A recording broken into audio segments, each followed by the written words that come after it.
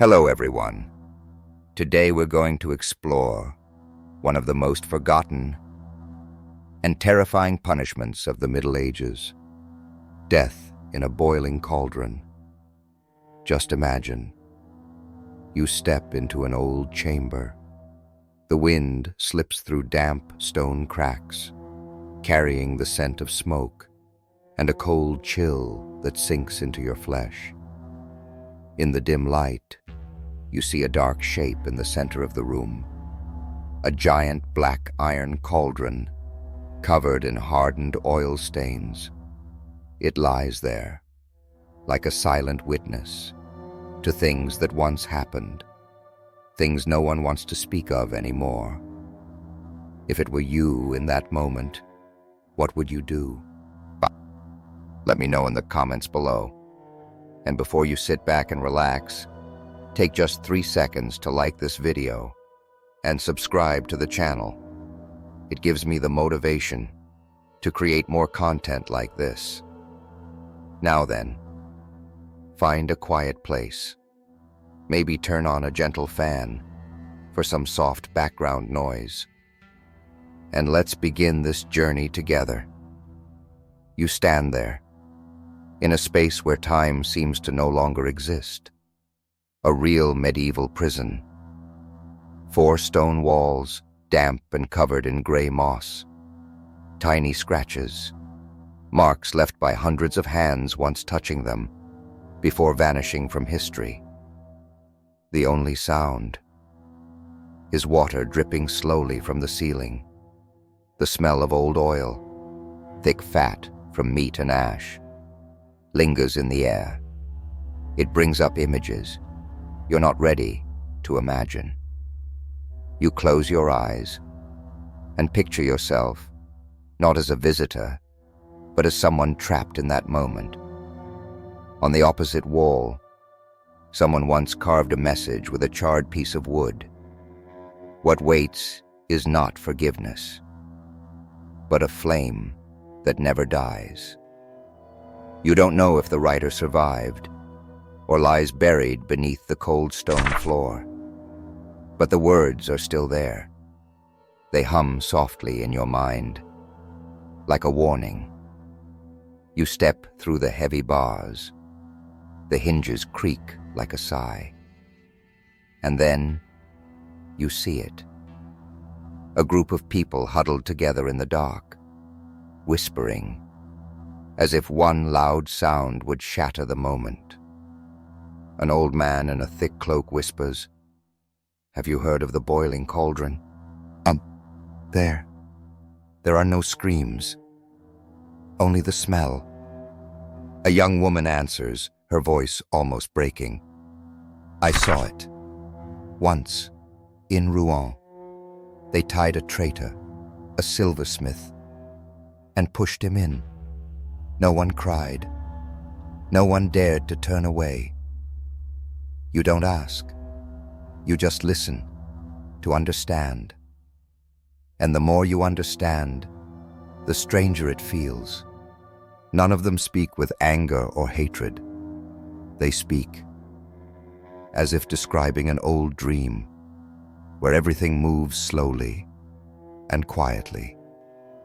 You walk past a small square. That's where the infamous cauldron once stood. They say someone was dropped in, but others were pulled out. Historians once found a record from 1220, under the reign of King Henry III of England, about a counterfeiter sentenced to be boiled in hot oil. But the details are too few to know if it was real or just an exaggeration from the trials of that time. Some theories say the oil wasn't boiled to death, just hot enough to burn, a spiritual warning. Other places used tar, resin, or even heated holy water as a ritual to purify the soul. You return to the prison cell. The oil lamp has gone out. In the dark, the stories still linger around you, clinging to your clothes, weaving through your hair, embedding into memory.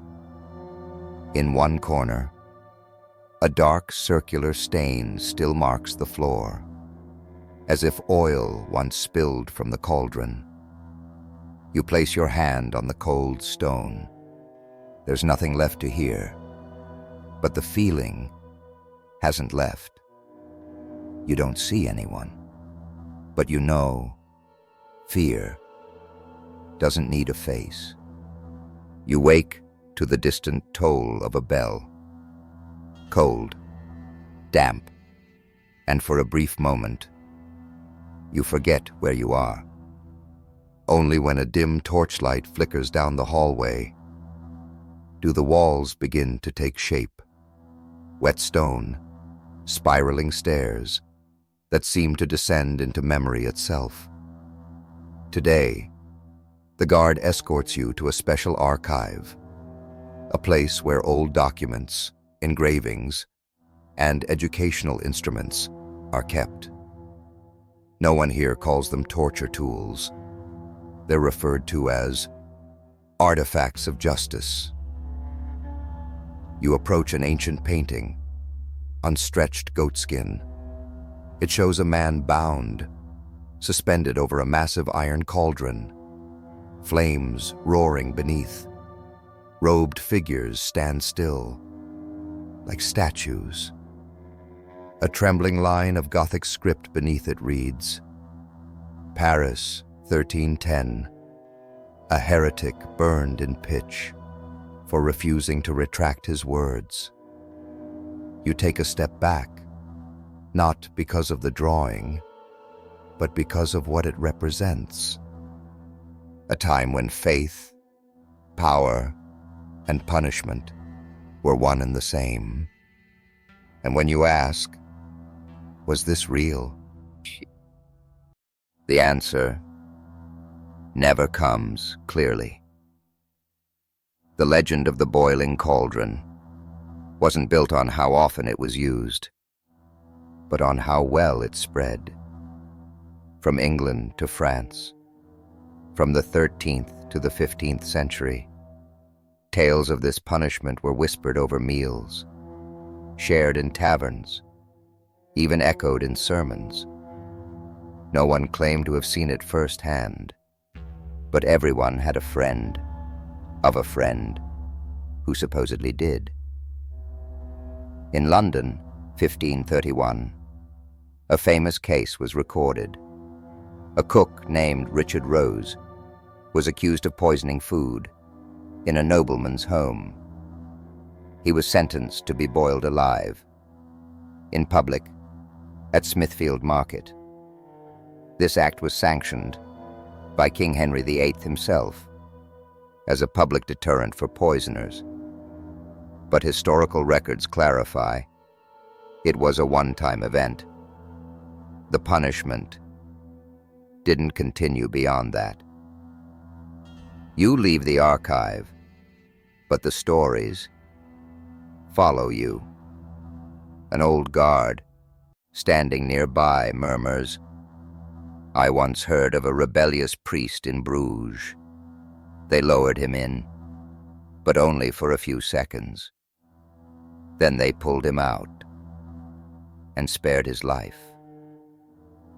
He adds, not out of mercy, but so he could wander the land, retelling what he'd seen, like a walking warning. You look into his eyes. There's no humor, no bitterness, only the stillness of a book nearing its final page. Another strange detail appears in a 14th century record from northern Italy. A special cauldron called Caldarium Justitiae, the cauldron of justice, wasn't used to kill, but to purify. Those sentenced had to dip their hands into heated resin. If no blisters appeared, they were considered innocent. It was known as a sacred ordeal, where pain proved purity. You shiver, not from fear, but from the thought, if innocence is measured by your ability to endure pain, whoever truly gets a chance to be spared. That night, sitting quietly in your cell, you ask yourself, why does a punishment that rarely happened still echo so deeply in memory? Oh, perhaps because it wasn't a tool, but a symbol of absolute power, where people became walking warnings. A symbol of blind faith, where pain was the path to purity. Or worse, a symbol of silence, because no one needed to see it, to fear it. You close your eyes. A faint, smoky scent drifts through your hair, even though no fire burns. No one speaks. No one explains. But deep down, you know, not every flame needs to be lit to burn. Some fears survive on stories alone. You're taken to a different chamber, deeper, colder, and seemingly forgotten. The room has only one entrance. Each step you take echoes off the stone floor, as if you're waking something long asleep. In the center stands a small wooden platform, like a silent stage. There's no audience, no restraints, only a stone chair and a hole in the floor where the oil cauldron once stood. You don't witness an execution, but you can hear it, not in screams, but in the slow, imagined bubbling in your mind, as if history doesn't need eyes to be seen, only memory to come alive. Beside you lies a worn manuscript. It describes a trial in Utrecht, 1384. A man condemned for betraying the crown, purified in black resin. The method isn't clear, but the scribe leaves one chilling note. No screams were heard, only the smell, like burning skin. You shiver, not from what's written, but because your own skin feels as if that resin has found you. The next morning, you're invited to a reenactment. Local historians reconstructing medieval punishment, using wooden models and controlled heat. You stand among a small group, listening to a middle-aged scholar explain, "We haven't found solid evidence that cauldrons were used regularly to boil people alive. Some texts suggest victims were lowered into hot liquid, not always oil, but tar, resin, or boiling water, as a form of fear, not fatality." A younger person in the group asks, "What about the London cook? Did he really get boiled alive?" The historian nods. Yes, but that was an exception. There's no record of it becoming a common punishment afterward. Historians still debate whether the boiling cauldron was an actual execution method or a symbol exaggerated by literature and folklore.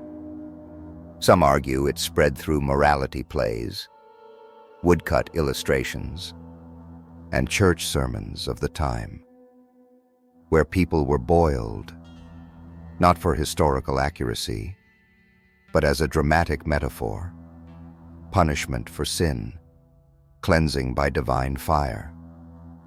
You nod, not in agreement, but in recognition. Some things don't need to be real to plant fear. One curious account comes from Krakow, Poland, in 1407. A group of villagers carried a large iron cauldron to a hill used for executions. But they couldn't light a fire because it was raining. No one was executed that day, yet the event was recorded as a punishment that nearly happened. And you begin to understand what's most terrifying is not what did happen, but what could have. On your way back, you study the scratch marks along the stone hallway.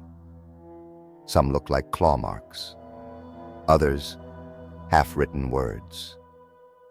You pause at one, just the letter O, and a long horizontal line. You don't know what they meant to write, but you know this much. In this place, even the smallest mark carries the weight of a forgotten story. You sit down and write a single thought. No one died in front of the crowd.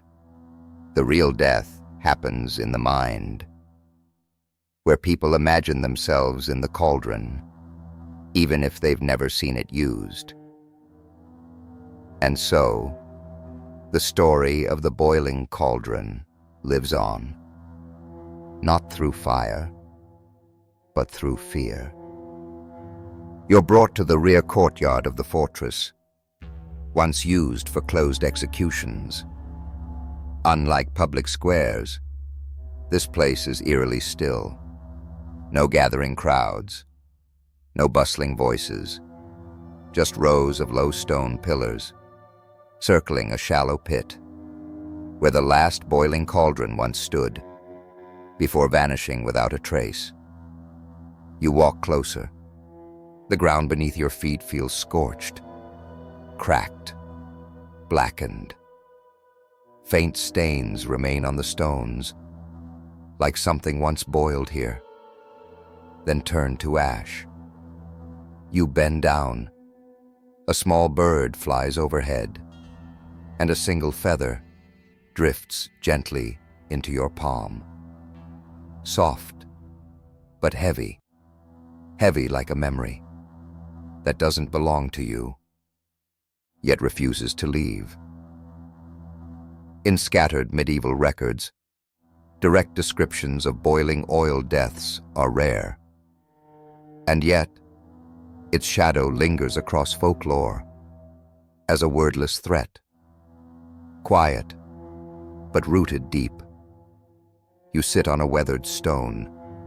The trees here are dry, brittle, as if the soil remembers too much to allow anything to grow.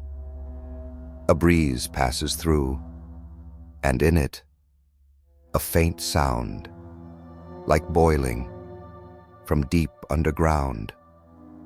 Not loud enough to scare you, just enough to make you never forget. You're handed a journal copy, the writings of an anonymous monk from the 15th century. He recalls, "The man did not cry. He did not beg. He only asked me, 'How many have witnessed this before?' I replied, 'None. No one survives to tell it.' Then he smiled, a smile that drained the blood from my heart. You close the book. There are no more images of boiling oil, no more flames. Only that smile, the final silence of a man, staring into the eyes of power.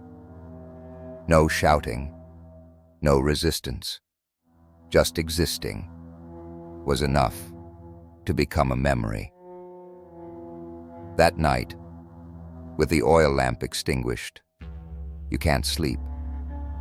You think about the stone halls, the goatskin painting, the priest submerged in resin, and the execution that never happened because of rain in Krakow. Everything returns, not horrifying, not tragic, just real. You exhale slowly.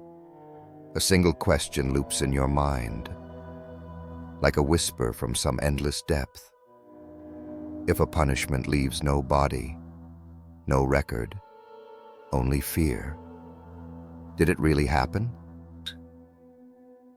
And then you understand. Some things don't need to exist physically to cast a shadow. They live in language, in whispered tales, in the eyes of those too afraid to speak their full truth.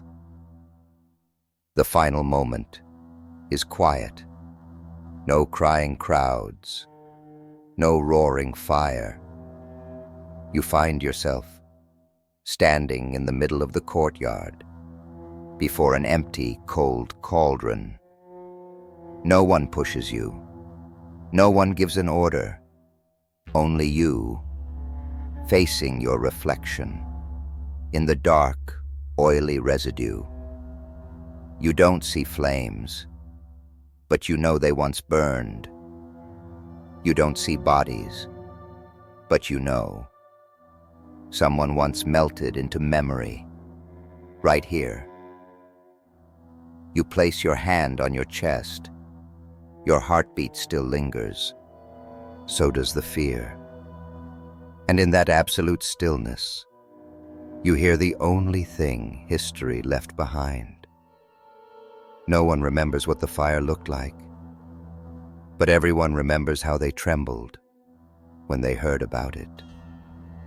Now, you are no longer inside that ancient prison, no longer standing before the cold iron cauldron, no longer smelling smoke or hearing imagined bubbling in the dark. Everything is quieted. What remains is silence, deep and still, like a calm lake after a storm of memory. Together, we've walked through a dark chapter in history, a punishment, real or symbolic, that left behind echoes stretching across centuries. We didn't need blood. We didn't need screams, because the most haunting things are the ones we imagine ourselves. The boiling cauldron may no longer exist in the real world, but it survives in stories, in whispers, in silent fears passed from one generation to the next. That's why this story is worth telling, not to horrify, not to glorify cruelty, but to reflect. How did we treat each other when compassion was absent? Some punishments weren't about justice. They were about control. Some verdicts weren't spoken aloud. They were delivered through fear, etched into the hearts of onlookers. And some flames didn't need to be lit, because people already believed they could be. History doesn't only live in dates and facts. It lives in memory, in whether we choose to repeat it or finally learn from it. And if today we're still able to tell these stories, it means we still have the chance to grow, to understand, to choose differently, not to condemn, but to remember, so we don't forget how far we've come and how easily we could go back. You may open your eyes now. Take a gentle breath. Let your thoughts drift softly away from the darkness. Don't forget it. Just leave it where it belongs, in the past. Thank you for staying with me until the very end of this journey, for listening, for feeling, and for having the courage to face a shadow from humanity's long road. Keep this quiet moment for yourself. You don't have to say anything. You don't have to rush away. Just sit for a little longer. Let the breeze outside your window pass by. Let your thoughts settle, like the ash of a fire that has already died down. Because we tell these stories, not to rekindle fear, but to make sure they never happen again.